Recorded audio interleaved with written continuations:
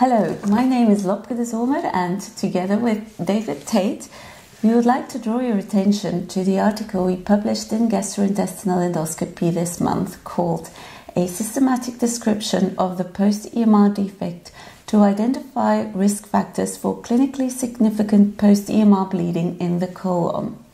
The study was performed at Westmead Hospital, Sydney, Australia, under the lead of Professor Michael Burke.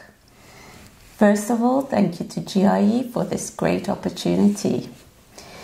It is well studied that there is a higher risk of post-EMR bleeding in the right colon or when larger lesions are resected, and so on.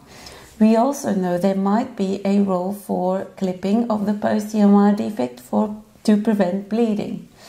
On the other hand, unlike what's done in ESD, preventative coagulation of vessels within the defect did not seem to prevent or decrease the risk of post-EMR bleeding.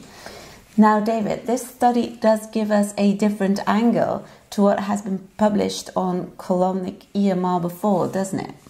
It does. So far, a systematic description of the post-EMR defect has not been available in the medical literature. We do not know if there is something within the post-EMR defect that might prevent adverse events such as post-EMR bleeding.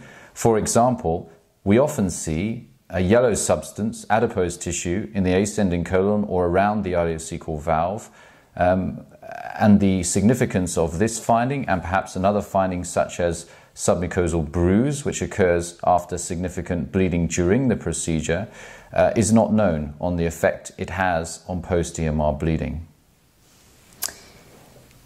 It is true that for an ulcer in the stomach, for example, visible vessels are well described and have become a specific target in the endoscopic treatment of bleeding ulcers. Now, with this study, we try to do a similar thing, i.e. finding features that confer a risk post-EMR bleeding and therefore could be a therapeutic agent.